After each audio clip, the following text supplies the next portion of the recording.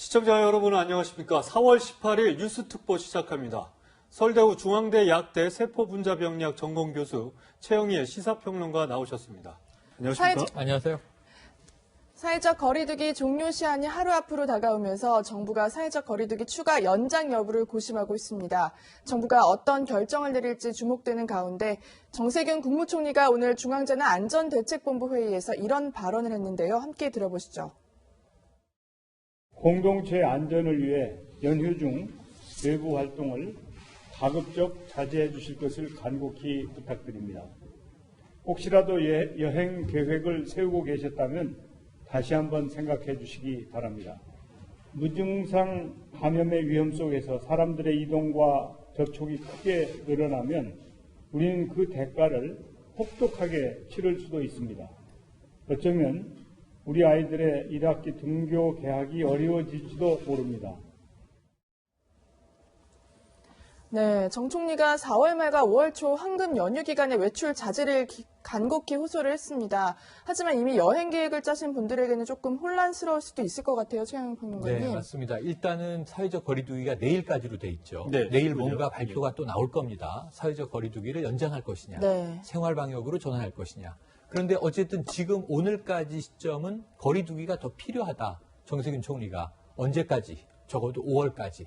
지금 이제 황금 연휴가 4월 말 5월 초 다가오지 않습니까? 네, 최대 6일까지도 쉴 수 있어요. 그런데 이 황금 연휴라는 게 뭐 늘 있는 게 아니기 때문에 우리나라 사람들은 해외여행이나 국내 가족여행들을 여기에 맞춰서 지난해부터 잡아놓은 분들이 계시다고요. 예. 제 주변의 지인도 이미 9월에 잡아놓은 해외여행을 어떻게 해야 되는지 고민을 하고 계세요. 여행사에 어제 전화하는 걸 제가 옆에서 네. 들었는데 여행사는 이렇게 얘기를 하더라고요.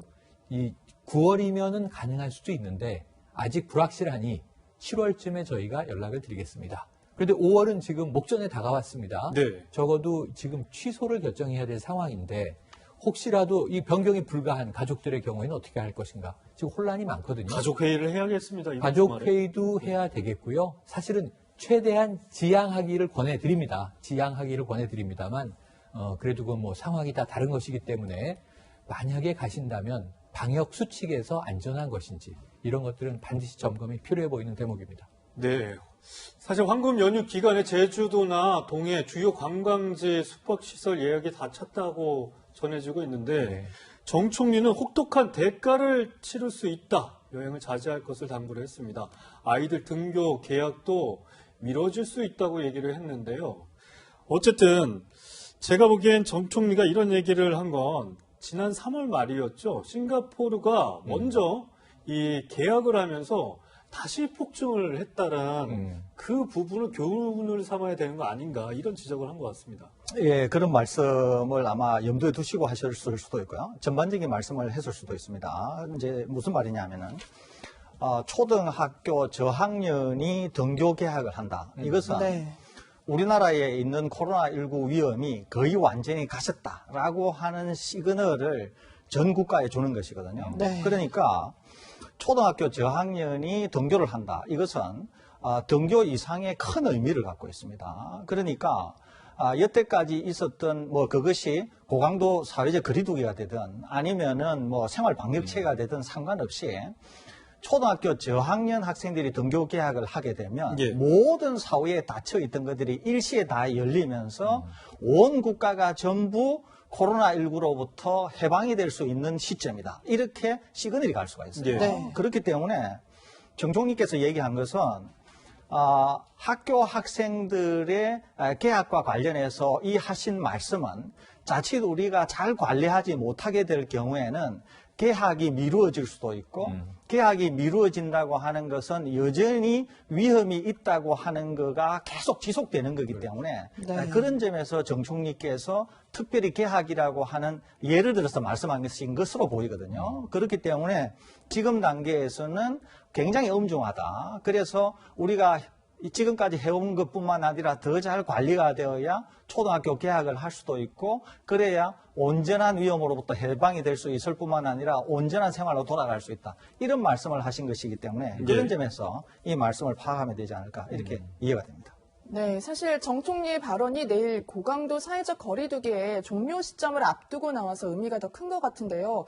어제 하루 신규 확진자는 18명으로 58일 만에 10명대로 떨어지긴 했습니다. 설 교수님께서는 코로나19 지금 사태가 좀 마무리되는 것인지 아니면 앞으로도 계속 주목을 해야 되는 것인지 어떻게 전망하십니까? 마무리는 전혀 아니고요. 네. 기본적으로 우리나라는 하향 안정화 추세가 안정적으로 잘 관리가 되고 있습니다. 네. 그런데 우리가 이제 고강도 사회적 거리두기를 이번 주말인 19일까지로 내일도 정했습니다. 내일 연장을 할지 아니면 그대로 종료를 할지 좀 고심이 깊어지는 것 같긴 해요. 그렇습니다. 근데 이제 제가 판단하기로는 아마 연장이 될 것으로 생각이 되는데요. 왜 그러죠? 몇 가지가 있습니다. 첫째 하나는 지난 주일날에 지난 일요일이 이제 부활절이었습니다. 네. 네. 그래서 대규모 이제 오프라인 집회들이 있었고요. 또 다른 하나는 며칠 전에 끝난 총선 이슈가 네. 있습니다. 그렇죠. 이것 때문에 대규모 접촉들이 일어났습니다.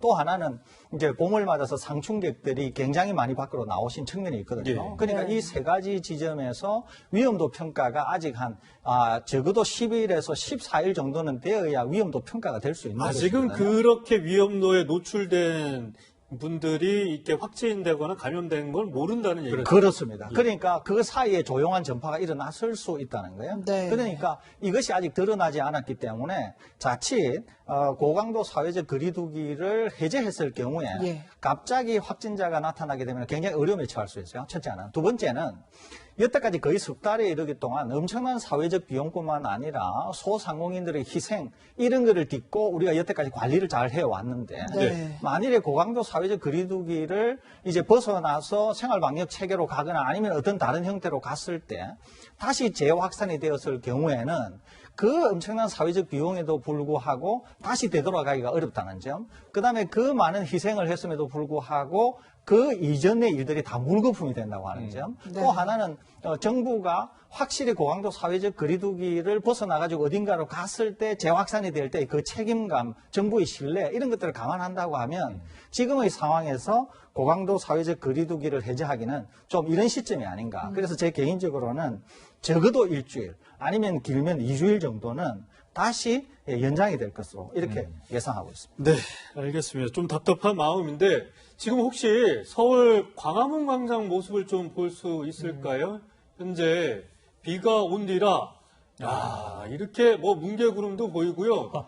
4월에 청명한 날씨가 이어지고 너무 있는데 날씨가 좋네요, 진짜. 예, 네. 정말 예. 개인적으로는 밖으로 나가고 싶고 여행도 가고 싶은 날씨인데 많은 분들이 지금의 이 봄 하늘 그리고 꽃이 여기저기 피는 모습을 보고 이렇게 생각하시는 분들이 많을 것 같아요. 근데 말씀하신 것처럼 사실 4주간 고강도 사회적 거리두기 피로감이 적지 않다고 생각하시는 국민들이 많을 거고요. 또 무엇보다 영세 자영업자들 피해도 큰 상태입니다. 제가 보기엔 최영일 평론가님 네. 뭔가 솔로몬의 해법이 필요할 것 같아요. 이 시점에서. 네. 이게 뭐 언제까지 맞습니다. 사회적 거리두기를 해야 될 건지 네. 어떻게 또 이렇게 방법을 찾아내야 될지 자, 좀 그러니까 고민이에요. 공중보건을 생각하면 방역을 아니할 수 없고 네. 사주라고 했지만 공식적으로 사주고요. 사실은 사회적 거리두기를 의료 전문가들이 방송에서 꼭 필요하다 얘기한 게 2월 20일, 23일부터예요. 거의 2달입니다. 네. 근데 이제 정부가 지정한 게 2주 또 2주. 그러니까 이제 4주 이상인데 지금 또 한편으로는 이 2달 가까운 시간 동안 그야말로 시장은 꽁꽁 얼어붙어 있습니다. 크게는 이제 수출 기업들이 예. 고통받고 있지만 글로벌 팬데믹이니까요. 또 하나는 내수도 사람들이 이동을 안 하고 아까 말씀하셨던 여행도 안 가다 보니까 문제가 네. 생기는데 솔로몬의 해법은 지금 정부 지원 외에는 뾰족한 게 없어 보이는데 설 교수님 의견이 궁금한데요. 그러니까요. 설 교수님 뭐 아이디어가 있으세요? 어떻게 해야 됩니까? 이거 뭐 언제까지 뭐 거리를 두면서 일상생활에 힘든 부분이 이어질 네. 수 있는 건 아닌 것 같기도 하고. 예, 뭐, 이거를 무한정으로 하기는 어렵습니다. 네. 소상공인이나 자영업자들 피해가 워낙 크기 때문에 언젠가는 우리가 이제 종식을 하고 생활방역 체계로 가면서 이제 사회생활, 경제생활 해야 되는데요. 그래서 제가 한 10일 전부터 정부 당국에 계속 제안을 한 게 있습니다. 어떤 거죠? 또, 그것은 뭐냐면은 지금 일부 지자체는 지난 한 일주일 동안 확진자가 한 명도 안 나온 지자체가 제법 있습니다. 그래서 예. 네. 이런 지자체들을 생활 방역 체계로 먼저 가봐서 모범 사례처럼 꼽는 그렇죠. 건가요? 그러니까 이제 시범 지자체로 한번 운영을 해보면 어떤가 하는 것이거든요. 왜 그러느냐 하면은 그 지자체도 이제 고강도 사회적 거리두기와 소상공인들의 피해 사이에서 계속 고민을 하고 있을 거예요. 네. 그런데 제가 말씀드린 것처럼 지난 한 일주일 동안 환자가 안 나왔다고 하는 것은 지금 이미 확진자가 다 감시망 내에 있다고 볼 수 있고 추가로 환자가 나온다고 하더라도 감시망 내로 편입시킬 수 있다는 것이거든요. 그러니까 이런 지자체는 어느 정도 안전이 담보되었다는 판단하에서 사회적 거리두기를 일부 해제하면서 생활 방역 체계로 가보게 되면 네. 어떤 문제가 있는지, 문제점이 생겼을 때 개선할 수 있는지 등을 우리가 한번 위험도 평가를 해볼 수 있다는 거죠. 대신 이제 지자체 주민들의 협조가 필요하니까 네. 지자체와 당국과 지자체 주민들이 동의를 한다고 하면은 바로 그런 지점에서 한번 한 2개 정도 이 지자체를 운영해 보면 네. 뭔가 위험도 평가가 되고 또는 심지어는 자신감이 생기게 될 경우에는 어떤 시점에서 전국적으로 확대하는 게 가능하다고 보는 것이거든요. 그래서 이것을 한번 검토해 보면은 오히려 더 안전한 그런 길이지 않겠나 하는 생각에서 제가 여러 번 말씀드리니까 네. 한번 네. 검토해 보시기를 네, 강력히 예. 좋은 아이디어 추천드립니다. 같습니다. 네, 서 교수님. 네. 사실 또 경북 예천 사례를 보면요. 이 사회적 거리두기가 얼마나 중요한지 알 것 같기도 하거든요. 그리고 오늘 논산 훈련소에서 2번째 확진자가 나왔다면서요? 맞습니다. 그러니까 지금 예천 사례가 정부도 두려워하고 네. 우리 국민들도 두려워하는 사례인데요. 이 뭐 구로구 콜센터 이거 대규모 집단 감염인데 예천 같은 작은 도시 여기는 인구가 5만 5천 명입니다. 네. 근데 2월 말부터 3월 초까지 6명의 확진자가 있긴 했어요. 그 다음에 한 달 동안 확진자가 없었습니다. 조용한 지역이었는데 이번 달 들어와서 9일 날 확진자가 발생했습니다. 40대 여성 한 분이 발생이 됐고요. 그 가족 3명이 감염이 됐습니다. 네. 그리고 동료도 감염이 됐어요. 그런 연쇄 예. 감염이 일어나고 있네요. 그러더니 2차, 3차, 4차 감염까지 퍼지면서 오늘 시점으로 35명째 확진자가 나온 네. 겁니다. 여기서만. 그러니까 이걸 보면은 지금 예천 지역뿐 아니고요. 인근 지역으로 또 전파가 돼서 안동에서 2명, 문경에서 1명. 근데 이제 이들이 확진이 발견되지 않았다면 아까 우리 설 교수님 조용한 전파자 얘기를 하셨는데 이게 쭉 퍼져나가서 꼭 지역사회가 뭐 100명, 200명 감염되는 건 순식간 아니겠습니까? 네. 그런 점에서 아직도 소규모, 중규모 집단 감염은 두렵다 이런 생각이 듭니다. 논산훈련소 같은 경우에도 제가 알기로는 그냥 집단 생활을 훈련소는 집단 단체 생활을 생활이죠. 하는 내무반에서 수십 명씩 네. 생활하고 같이 밥 먹고 같이 뒹굴고. 근데 지금 이 35명이라고 말씀드렸는데 40대 여성 감염자가 가족과 그리고 동료에게 전파했다고 말씀드렸지만 네. 사실은 19세 아들이 이제 전파되는데 주요 역할을 해요. 왜냐하면 젊은 층들한테 우리 클럽 가지 마라, 감성주점 가지 마라 이런 얘기 하고 있는데 이 19세 아들이 그 지역사회에서 친구들과 만나서 술을 마십니다. 주점에서.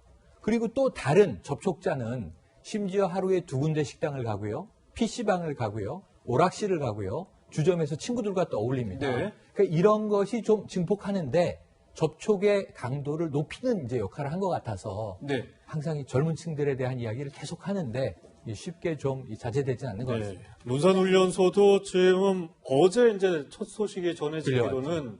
뭐 신천지 교인으로 보이는데 31번 확진자와 같이 예배를 받고 이후에 또 확진 판정을 받아서 다시 격리가 됐고 또 오늘 또 다른 이제 논산훈련소 훈련병 1명이 감염이 추가로? 됐기 때문에 이게 아직까지는 정확한 역학조사가 나오지 않은 상태여서 어떻게 전파가 되고 있는지는 좀 당국에서 추가 조사가 필요한 상황인 것 같습니다. 그렇지만 이 논산훈련소까지 코로나19가 확산이 된다면 이 긴장감은 더 커질 수밖에 없을 군이 것 같습니다. 가장 위험한 집단 생활을 하는 것 중에 하나예요. 아까 설 교수님 강조해 주신 게 학교는 집단 생활의 전형적인 이제 모델이고요. 또 하나는 군. 여기는 뭐 24시간을 함께 먹고 자고 합니다. 그래서 이러한 곳들은 초기부터 우리가 많이 걱정을 했던 곳인데 지금도 확진자가 나오고 있다는 점에서 경계를 늦출 수 없어 보입니다. 네, 알겠습니다.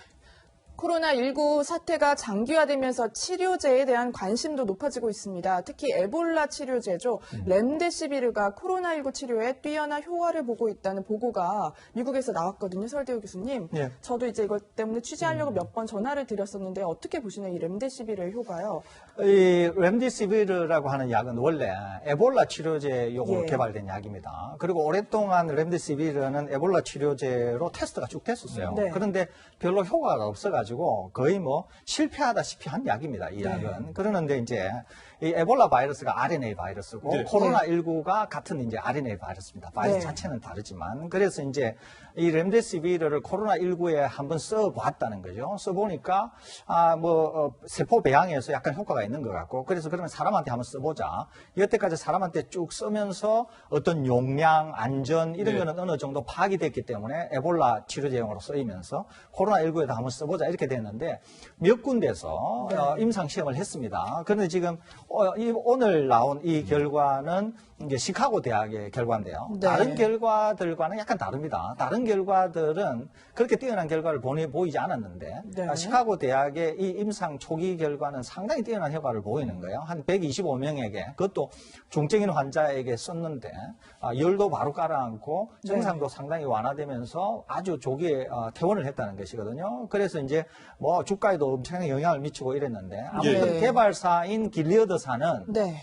확실히 좋은 효과가 있다. 이렇게 보기에는 너무 이른 감이 있다. 더 지켜봐야 된다. 오히려 이게- 개발 업체에서 그렇게 얘기하는 그렇습니다. 그러는데 제 개인적으로도 다른 데서 한 임상 결과가 좀 다르고 또 환자 수도 너무 작고 또 비교 임상이라든지 이런 여러 가지 해야 될 것들이 많기 때문에 네. 이 결과만 가지고 렘데시비르가 굉장히 좋은 약이다. 이렇게 평가하기에는 상당히 이른 감이 있어서 주의해서 봐야 되지 않을까 네. 이렇게 생각이 듭니다. 서 교수님, 그런데 제가 뭐 외신을 통해서 들은 얘기로는 이 코로나19 바이러스가 계속 변종을 한다는 얘기가 나와서 그렇기 때문에 백신이나 치료제 개발이 근본적으로 이게 가능한 건가 이런 생각이 좀 들기도 하거든요. 전혀 걱정 안 하셔도 됩니다. 이제 두 군데에서 그런 논문이 나왔는데요. 하나는 이제 영국에서 나온 게 있고요. 이거는 이제 ABC형으로 진화가 되면서 전 세계로 어떻게 퍼졌다라는 거하고, 하나는 이제 인도 그룹이 변이가 일어나서 혹시 백신이나 치료제를 개발하는데 네. 좀 어려움이 있는 거 아닌가. 이제 이런 보고서를 낸 적이 있습니다. 이것은 둘 다